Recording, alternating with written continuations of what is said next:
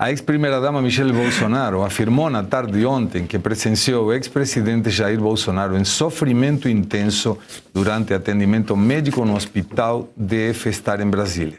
Segundo ela, o marido chegou a pedir para morrer. Vamos ouvir a fala dela. Terrível. Por 3 vezes dentro do hospital, eu vi ele pedindo para Deus levá-lo, porque ele não aguentava a dor que ele estava sentindo por conta do intestino. Então ele já se acostumou, ele já está nessa zona de sofrimento.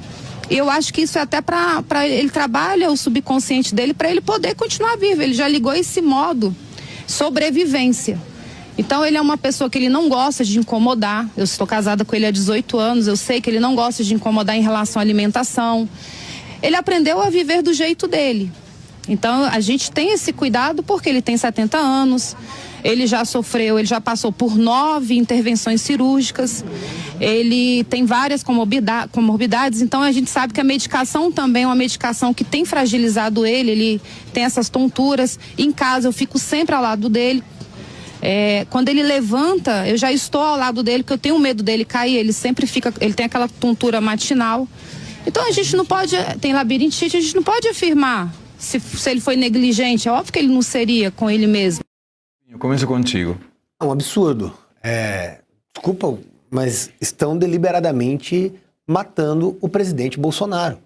É isso que está acontecendo. Na minha leitura, ele é vítima de uma prisão ilegal, de uma perseguição deliberada, e agora se valem da situação debilitada de saúde, num estado pós-cirúrgico, um homem que já passou por 9 procedimentos de cirurgia nos últimos 7 anos, o que coloca em xeque a continuidade da vida dele.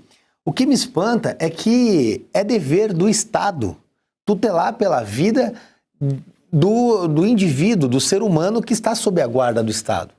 Qualquer pessoa que está no sistema prisional, há a preocupação em tutela pela vida. E no caso do presidente Bolsonaro, o que parece é que o Estado age deliberadamente para tirar a vida dele. É isso que nós vemos hoje. Uma tortura dia após dia ao Bolsonaro, uma tortura física, uma tortura psicológica, onde sequer o atendimento médico de prontidão lhe é garantido. E aí, o que nós vemos é a perseguição deliberada a fim de levar a cabo a vida do presidente. Eu não consigo ter outra conclusão do que está acontecendo, senão isso. Se a preocupação fosse em mantê-lo vivo, ele estaria pelo menos em domiciliar de maneira temporária após a cirurgia para que pudesse recuperar. Nem esse direito lhe foi garantido. Agora, coronel, quando a gente vê, o Michele também criticou o fato de não ter podido acompanhar o presidente, não tiveram tempo para estar juntos, os exames ela não conseguiu participar. Parece que essa frase de derrotar o bolsonarismo é matar o Bolsonaro também, né? Para derrotar o bolsonarismo. O bolsonarismo hoje não se limita à figura de Bolsonaro. O bolsonarismo se tornou uma ideia. Mas o que me chama a atenção também, Segre, é o tratamento desigual que o STF, através do ministro Alexandre, o milionário ministro Alexandre de Moraes, o milionário ministro Alexandre de Moraes, em relação a outras 2 figuras públicas. Então, por exemplo, o Brazão, que é suspeito, né, da morte, do assassinato da Marielle e o motorista. Então, hoje ele se encontra em prisão domiciliar, inclusive ele é liberado para ir em dentista, ele pode, na residência onde ele é um conjunto residencial fechado, ele pode ter exercícios físicos com profissional adequado. O próprio ex-presidente da República, Fernando Collor de Mello, que foi condenado por corrupção, também tem um tratamento diferenciado, porque ele está em prisão domiciliar, enquanto, e todos eles também são idosos, Bolsonaro também é idoso. Esse número gigantesco de cirurgias que ele teve, desde o atentado terrorista de Adélio Bispo, no 6 de setembro de 2018, então, com certeza, fere a todos os princípios da dignidade da pessoa humana. Então, não interessa se você gosta ou não do Bolsonaro, aqui é uma questão de dignidade humana. Infelizmente, o ministro Alexandre de Moraes não tem. Falando do ministro Alexandre de Moraes, uma decisão do ministro Alexandre de Moraes, que é juiz, é promotor, é advogado e agora é médico, suspendeu todas as apurações do Conselho Federal de Medicina relativas ao atendimento médico prestado ao ex-presidente Jair Bolsonaro após a queda registrada na carceragem da Polícia Federal em Brasília. Moraes considerou que a abertura de uma sindicância pelo Conselho Federal de Medicina é, abre aspas, flagrantemente ilegal, fecha aspas. Para o Todo-Poderoso, isso representa desvio de finalidade, determinando a proibição de quaisquer investigações similares, tanto no âmbito nacional quanto no âmbito estadual.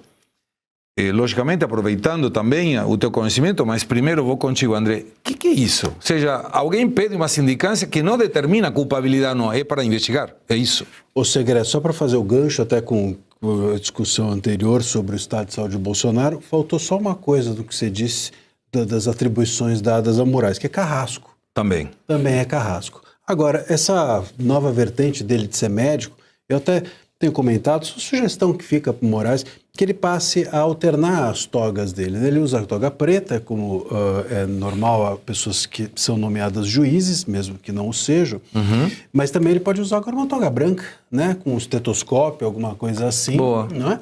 E uma toga vermelha também, de vez em quando, para, enfim, mostrar as ideias que ele tem na cabeça, se é que a gente possa chamar cabeça aquilo que lhe vai no alto. Mas o que nos chama a atenção sobre isso é o seguinte: do ponto de vista jurídico, nós precisamos nos lembrar que o CFM, que é o Conselho Federal de Medicina, ele tem a exclusividade, a prerrogativa exclusiva de tratar de apurações éticas sobre como os médicos ao CFM associados têm. Então, assim, se um médico faz isso ou faz aquilo, quem apura? Quem apura é a CFM, do mesmo jeito que a OAB deveria, não apura, mas do mesmo jeito que a OAB deveria apurar condutas éticas dos seus advogados. Imagina só o ridículo que seria se amanhã ou depois o Moraes chegasse e falasse assim: não, peraí, esse advogado aqui que agiu assim ou assado, deixa eu vou atribuir a ele uma punição ética, ou eu vou proibir que o OAB faça um julgamento sobre o procedimento ético desse ou daquele advogado, ou desse ou daquele engenheiro, ou desse ou daquele. Isso não faz o menor sentido, né? Então, é isso. O CFM tem o direito de fazer, e só ele tem o direito de fazer uma sindicância, porque é a ele atribuída essa função. Então, quando o Moraes toma para si essa função, ele usurpa, esse é o termo, ele usurpa a função que é prerrogativa do CFM. E, mais do que usurpar a função, ele, claro, por fazê-la, por usurpar, ele abusa da sua autoridade, ou seja, ele comete um crime. O crime é de abuso de autoridade. E assim, o pior dessa história toda é que nós temos há quanto tempo, Segré? Há quanto tempo que a gente vem avisando que o Moraes está totalmente fora de controle? Totalmente. Há quanto tempo o Moraes começou essa trajetória, que foi a de tentar controlar as redes sociais, que foi depois de buscar controlar a imprensa, e agora começa a controlar também até o que os médicos, os conselhos profissionais verificam, apuram ou investigam. Isso só aponta para o fechamento institucional que está em curso dentro do país, promovido pelas mãos do ministro Moraes.